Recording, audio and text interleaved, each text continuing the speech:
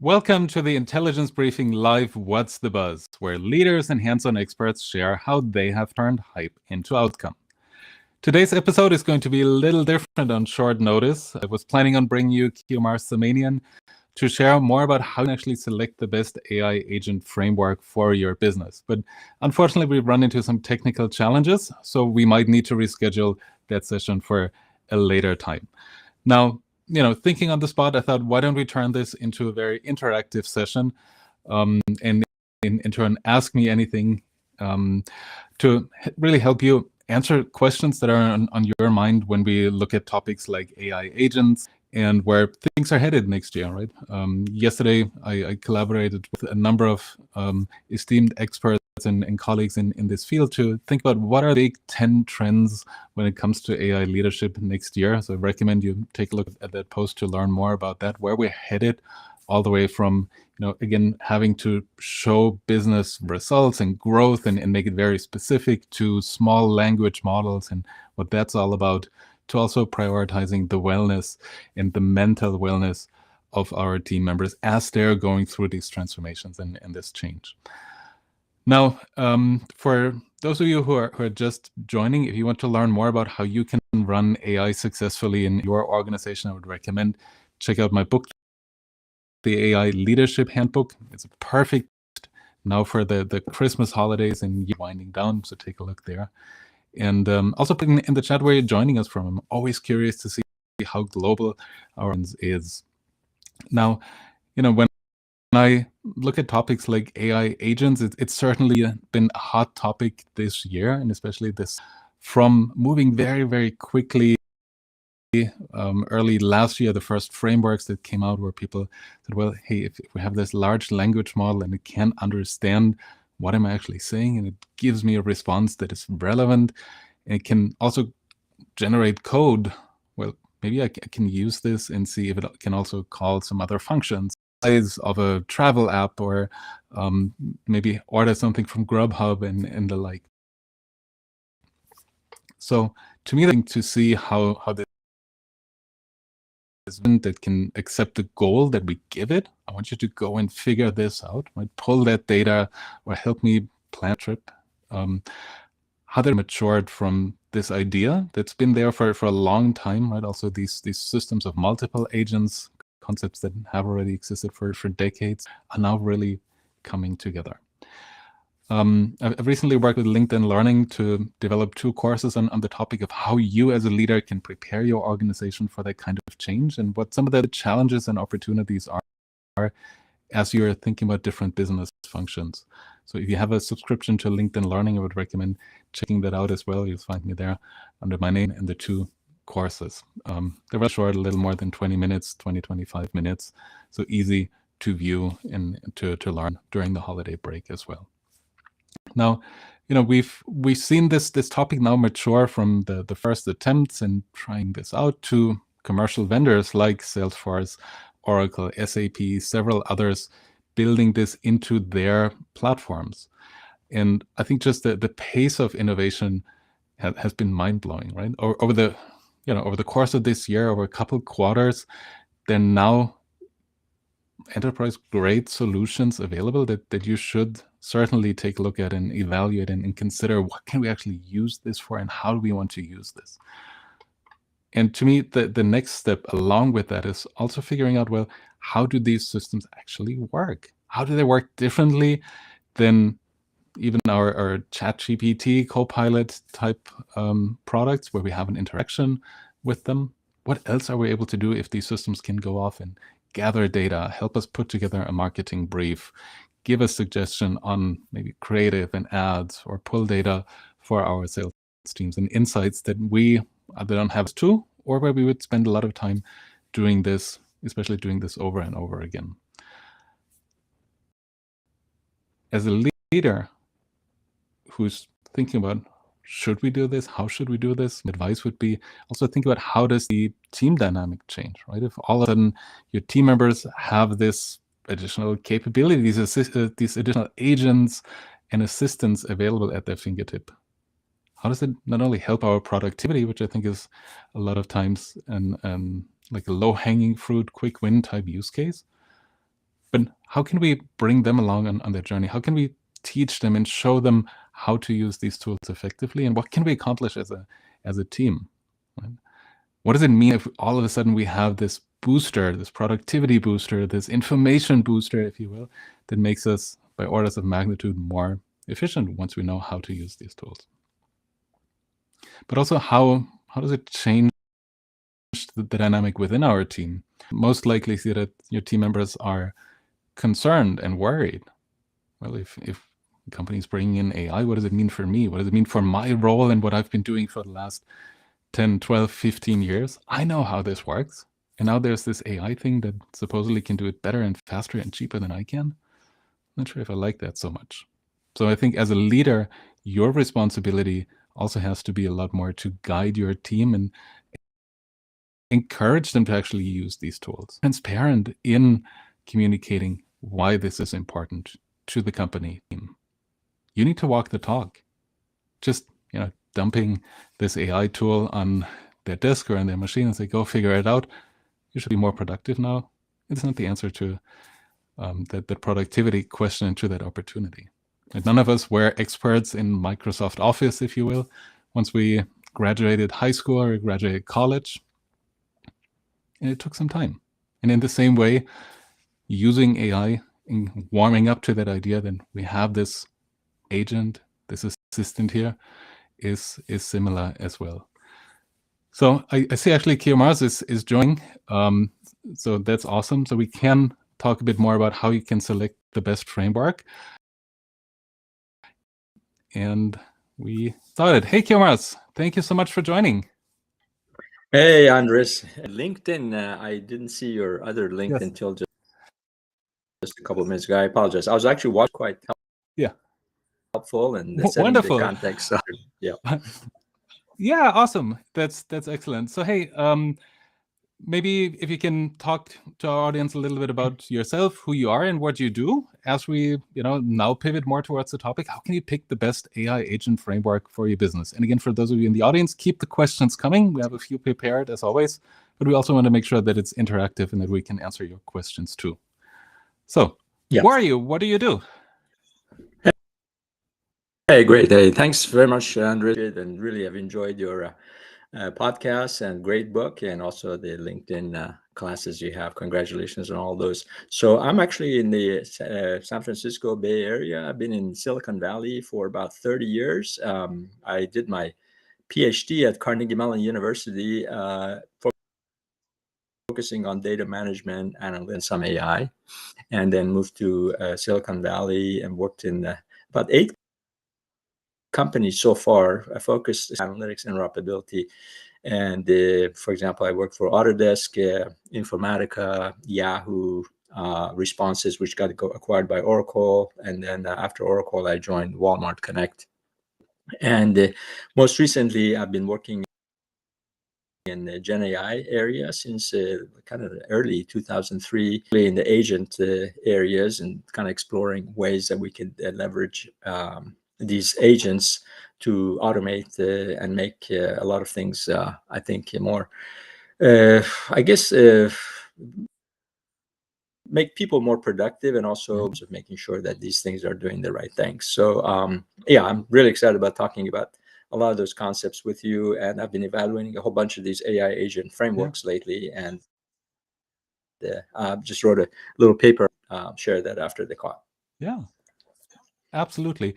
And I think that gets us right to the meat of the topic, right? There are so many different frameworks already out there, some by large commercial vendors, some by communities, by startups. How do you even know which one you should pick? What have you found, and what would you recommend? Where should people start? Well, I think it's really important to understand, first of all, what are these agents and what are they supposed to do, and what kind of a technology stack is really required to support these AI agents. So I think for people who, a little bit of quick background, agents have been, when I was at school, graduate school, we had these agents that were based on rules. They were using heuristics, and there were some workflows that were manual in terms of how these agents are supposed to communicate with one another. And we've actually obviously you see in robotics, and around for decades now. But I think what differentiates this new generation of agents is that they're really leveraging these language models to be more autonomous and to be able to, in fact, plan, learn, correct themselves, and also be able to really orchestrate how to make the decisions. So even though the human is still in the loop, I think what we call human in the loop now, I think the goal is to try to have the human on the loop, so to have these agents actually collaborate with one another relatively seamlessly and independently. So think of it as, as you see like a project manager trying to get something, want to set up a meeting to brief your clients about the latest features in a particular product. Then you basically task your team to say, hey, we need this event to happen. This is what we're going to discuss. You may not even tell them what we're going to discuss. You're just going to give them some kind of high-level objective. And then this team will basically go figure out among themselves how to organize that meeting, what kind of content they're going to present, putting the slides together. Maybe there's going to be some sort of a venue that they need to make sure they have reservations, to have food coming, all kinds of things that need to happen, right?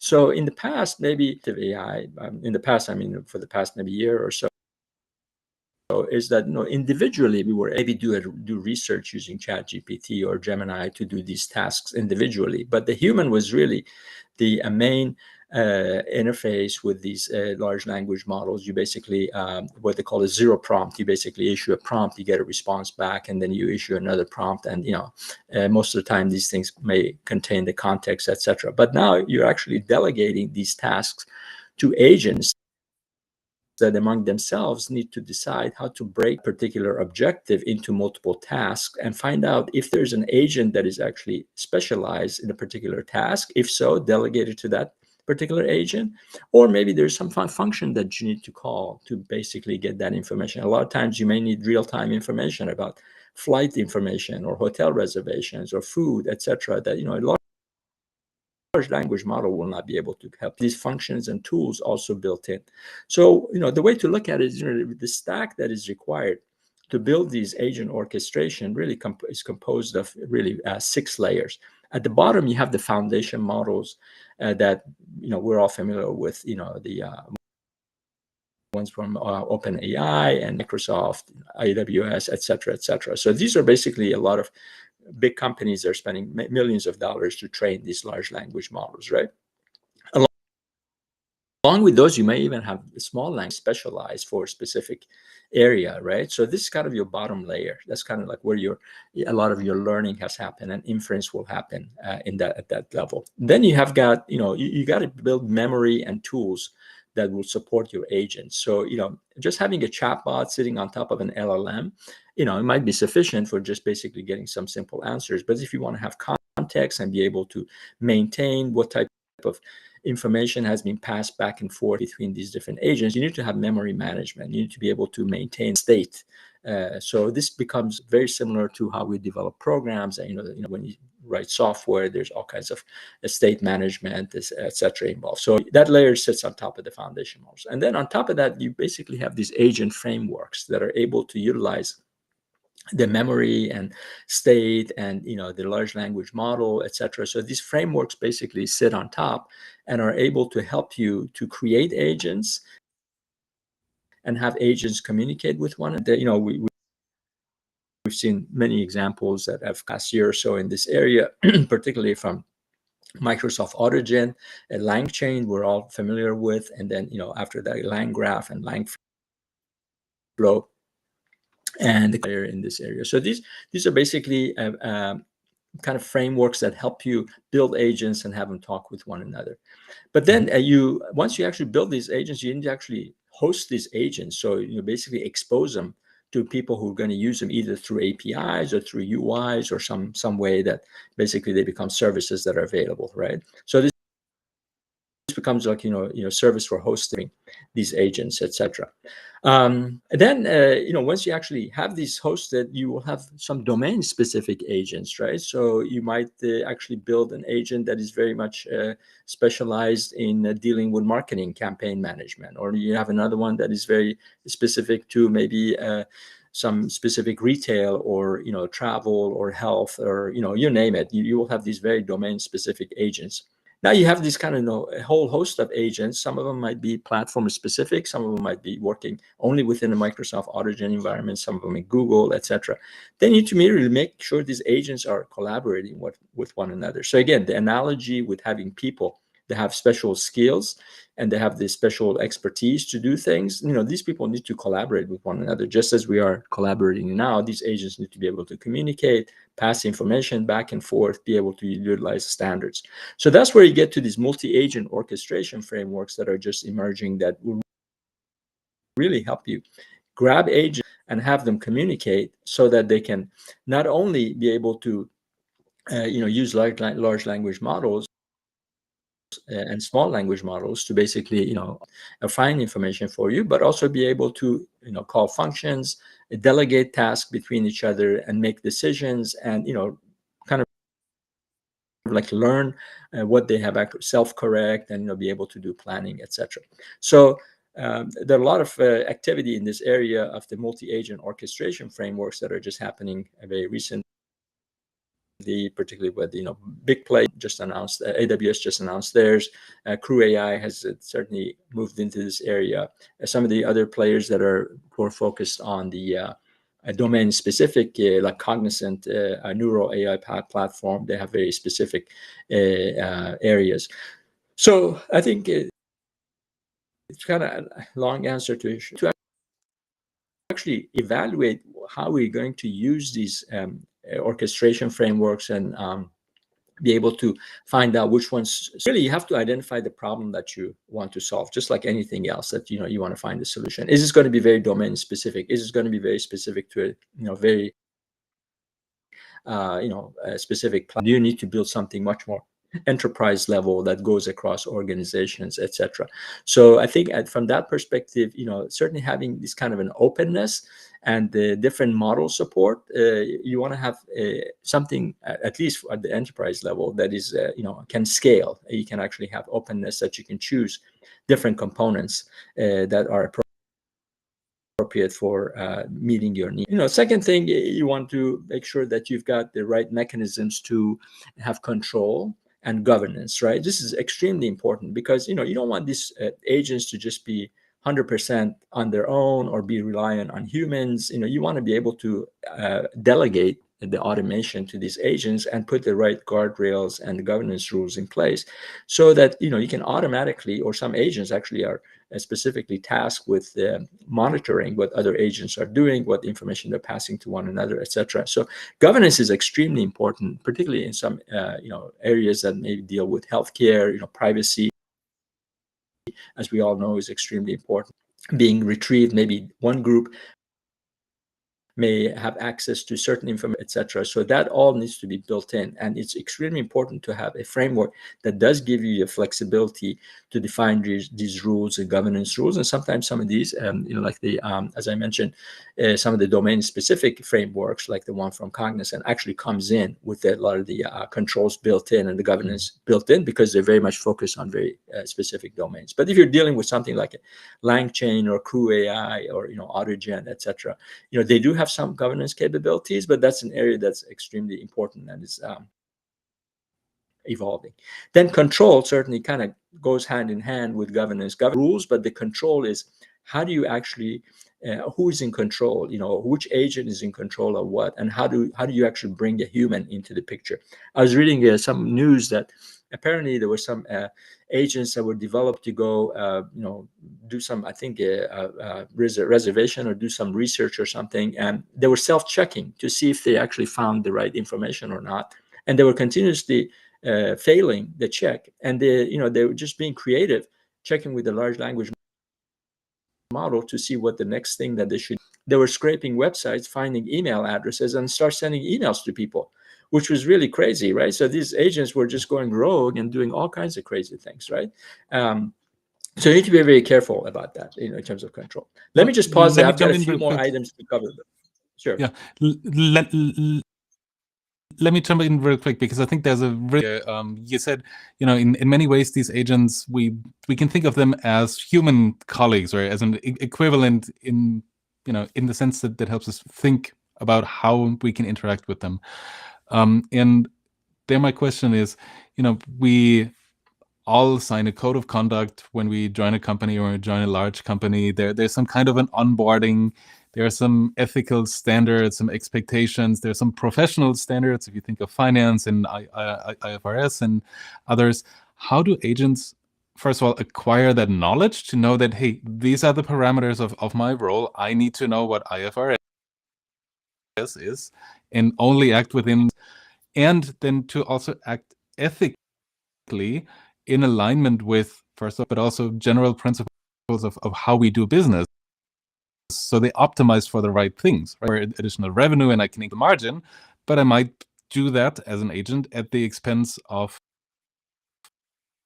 my customer satisfaction, these kind of things. Yes. What have you seen to make sure that these agents actually act ethically?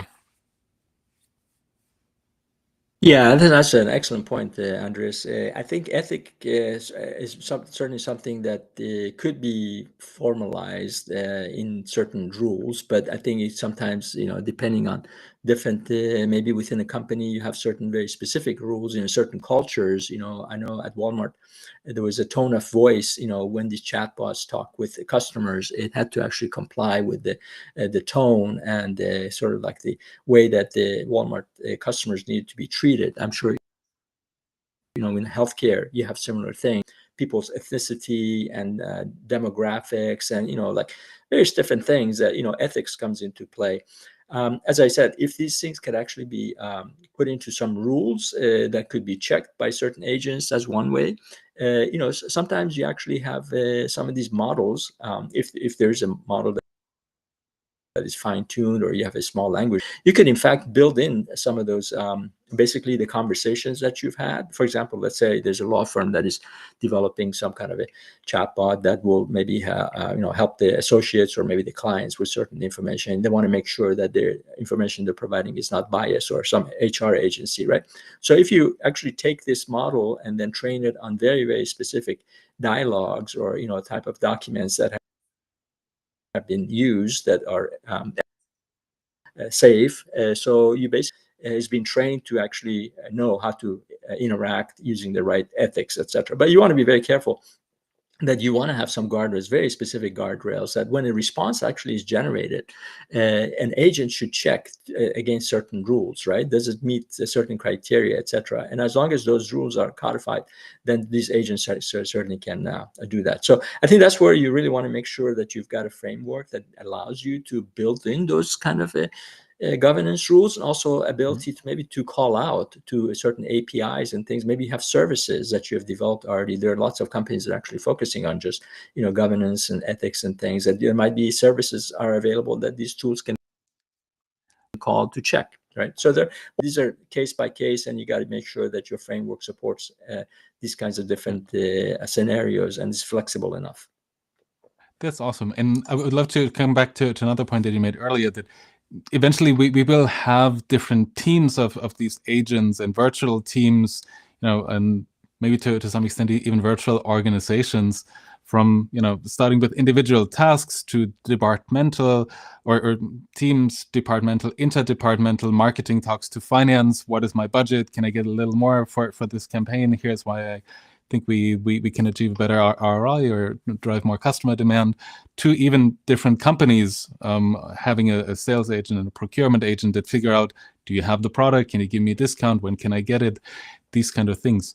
But even if that is still a little further out, those last two phases of interdepartmental, intercompany, what do you see in terms of orchestration, in terms of getting these different agents to talk to each other? Because I think also the reality in large organizations is that there might be specialized agents by one vendor for more customer experience topics. There might be agents specializing on your finance, agents on your HR products, wherever these vendors build in these capabilities. Plus, like you mentioned, the 𝗏𝗏 AI, AutoGen, other frameworks that are built in on top. Are there any kinds of standards? Is there an ecosystem that you see that either exists or that needs to exist for that to happen?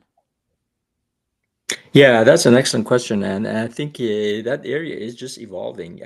I come from the enterprise integration background. That I come from the times that the object model from Microsoft, and there was 𝗘𝗿𝗺 from Object Mhm. Management Group, and a lot of people were kind of struggling, building object models that were standardized, and came and dominated with COM that gives you actually a fairly flexible way of defining these objects and being able to integrate. And also at Oracle, it was a big deal to have all these different applications to be integrated with another, facing the same challenges there. And certainly, with the mobile industry, a lot of apps being developed, and how would these apps actually live in an ecosystem that, they certainly, have standards based on, if they're using Android or if they're using iOS, etc. So there's some interoperability capabilities at the low that emerge within this environment. I think there's a standard from OpenAI, is a JSON schema standard, in terms of how you're able to pass messages to large language models. And certainly some of the communications are also getting to some extent standardized, right? So just like anything else, HTTP protocol, and all these other protocols that emerge for internet, I think we're going to see some interoperability protocols emerging for agents to communicate with one another. At the end of the day, I mean, these agents are basically intelligent abstractions of software abstractions that are able to do certain things. Certainly they're able to communicate with the memory and things that are within the framework itself. Now we're talking about what happens if you actually have an agent community, right? So you publish your agent. Yes. Let's say in fact, I think there's a website that's called agents.ai, or there's actually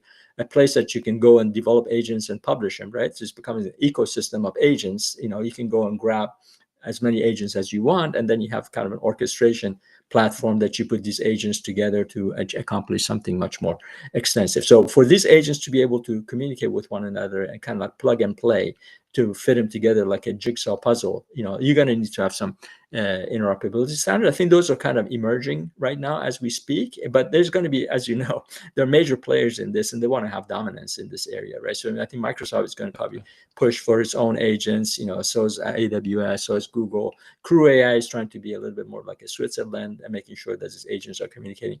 But I think the winner is certainly you're going to have people that have the tendency to focus on a particular vendor, especially in large corporations, because enterprises, they don't want to take any risks dealing with unproven maybe orchestration frameworks. So there's going to be some time for some of these smaller players to gain ground. But I think we definitely need some industry initiatives to be able to define these interoperability standards between agents. Wonderful. Thank you for sharing that. Now, folks, we're coming up close to the end of the show. And Kiumarse, I was wondering if you can summarize the key takeaway for our audience today. What's the number one thing people should take away when thinking about agents and evaluating what fits best to their business? Yeah, so I think the best thing is really understand what these agents are good for, right? I think we're basically looking at the kind of viewing AI more from a building systems perspective now. So for people who actually are familiar with building systems and putting things together, think of these things as abstractions that are able to accomplish things. And obviously the main difference here is that you're really relying on these language models that are helping you with the inference, helping you with the planning. The advantage here is that you don't really have to do a lot of times do any programming. There are frameworks that actually there's a lot of them, drag and drop, low code or no code at all, that you can build these things. So really understand what is that you start experimenting with these. There's some tools out there that you don't need any programming experience, and they're actually, you can go to some of these companies' websites and start experimenting with these things. So I think experiment what these agent frameworks are good for, what you want to accomplish, and come to it from a project development, project management perspective. Break down your tasks. Start experimenting. Defining your agents, giving the persona, giving the tasks that they need to be specifically good at. The tools they need, maybe APIs, etc. So you kind of like high-level design of a project and then breaking it down into these things, experimentation. And then I think more than anything, kind of learning about what's going on. I think I'm sort of reading quite a bit about this. There's some really good people on LinkedIn in this space that is really important to follow. But more importantly, I think it's just like get your fingernails dirty a little bit, if you want to play around. As I said, sometimes you don't even need to have any programming experience to just basically learn what's going on and, try things out. So mine really going to go big on agents, find a framework that supports, it's open, it's easy to use, particularly if you're not a programmer. It does have the very usable interface. It's user-friendly. It's easy to install, easy to maintain. Some of these tools sometimes require a fair bit of technical expertise to even install them. So, depending on how much knowledge you have. So, pick something that you're comfortable with, and then, start experimenting. And scalability is very important. I think is one thing, but if you want to put something in production that's going to have thousands of people using it, or managing gigabytes of data, then the scalability comes into play, and ecosystem, openness and flexibility. All these are important. As I mentioned, I have a paper that I've written that I'd be happy to share after this call with the participants and others that I've discussed these at length. Wonderful. All right, Kiumarse, thank you so much for being with us today, for sharing your expertise with us, and for those of you in the audience for learning with us. Thank you so much. It was great to be here. Thank you. Wonderful. Next time for another round of the Intelligence Briefing Live, What's the Buzz? And by the way, this is the last episode of the year. I can't believe that the year has gone by so quickly. Next year, we'll start season number 4 of What's the Buzz, and we already have some excellent guests lined up. I'll share more about that in a couple of weeks. If you do celebrate holidays in the next couple of weeks, happy holidays and a happy new year. See you in 2025. Bye-bye. Happy holidays. Thank you, Andres. Bye. Bye, everyone.